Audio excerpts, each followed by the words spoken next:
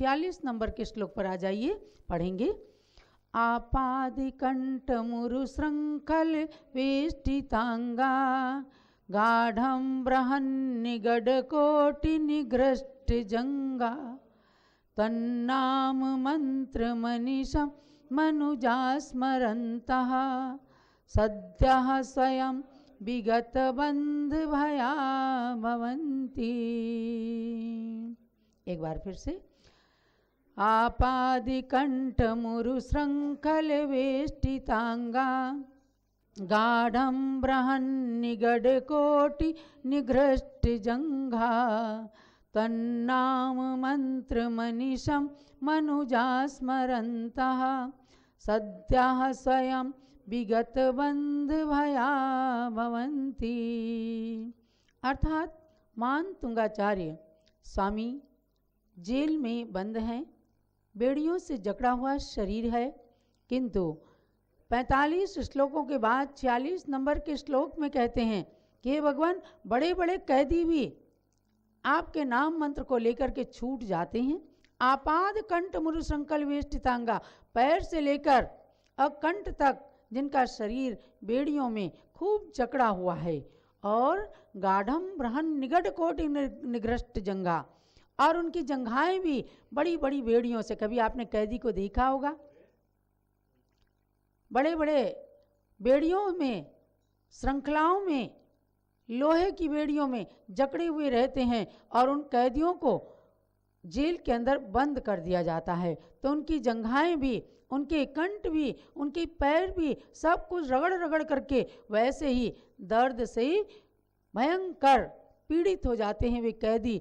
ऐसे कैदियों को भी तन नाम मंत्रम अनिशम, हे भगवान आपका नाम मंत्र, अनिशम माने शीघ्र ही, मनुजा स्मरन्तः, जो मनुष्य आपके नाम का स्मरण करते हैं, सद्या स्वयं भी आज ही एक ही दिन में स्वयं तत्काल ही विगत बंध भया भवन्ति, बंद से रहित हो जाते हैं, जेल से छूट जाते हैं।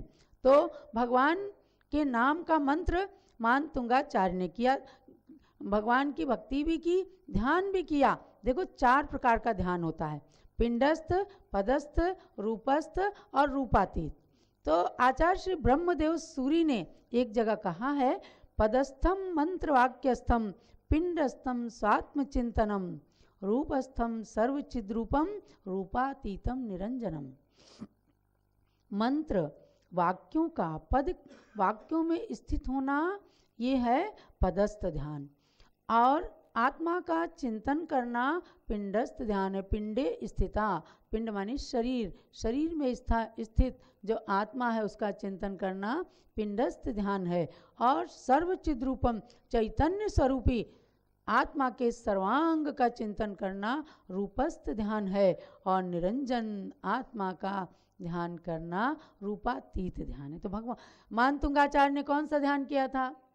मंत्रों को पदस्थ ध्यान किया, यानी एक एक स्वर व्यंजन अनुस्वार विसर्ग इनको मिला करके अपने शब्दों को मंत्र का आकार जिन्होंने दे दिया, ऐसे मंत्र रूप पदस्थ ध्यान में स्थित होकर पिंडस्थ ध्यान करते हुए अपनी आत्मा को अजर अमर समझते हुए निरंजन बनाने की दृष्टि से कर्मों की जेल से छूटने के लिए उन्होंने इस श्लोक को पढ़ा और फिर एकदम बेड़ियों से जकड़े हुए मान तुंग स्वामी बेड़ियों से बाहर आ गए थे।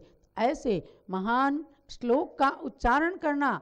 आप कल एक बात आई कि पुरुषों की अपेक्षा जो अखबार में सर्वे करके बताया गया कि आज कोरोना वायरस जो चल रहा है वैश्विक महामारी के रूप में, तो महिलाओं के अंदर बोले इम्यूनिटी पावर ज़्यादा पाई गई।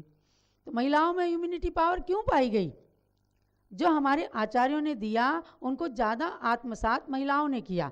यानी मंदिर में आप भीड़ देखें महिलाओं की ज़्यादा मिलती है, पूजा में महिलाएं आगे रहती हैं, व्रत करने में महिलाएं आगे रहती हैं, पुरुषों को प्रेरित करने में महिलाएं आगे रहती हैं।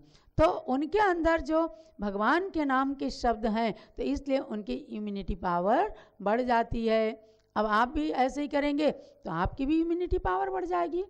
सच तो इस नारी की शक्ति जग ने पहचान न पाई है, मंदिर में मीरा है तो वो रण में भी लक्ष्मीबाई है ज्ञान क्षेत्र में ज्ञानमती, नारी की कला निराली है, सच पूछो नारी के कारण ये धरती गौरवशाली है। तो नारियों की इम्यूनिटी पावर खूब बढ़ती चली जाए और उसके निमित्त से पूरे संसार की इम्यूनिटी पावर बढ़े, लेडीज और जेंट्स, मेल फीमेल सब लोगों के अंदर इम्यूनिटी पावर बढ़े और कोरोना वायरस से हम लोग छुटकारा पाएं। तो भगवान आदिनाथ की स्तुति के रूप में आचार्य मानतुंग स्वामी के इन मंत्र पद वाक्यों को स्मरण करके और अपने मन को पवित्र बनाएं। आज के श्लोक का यही आप सार समझना। जब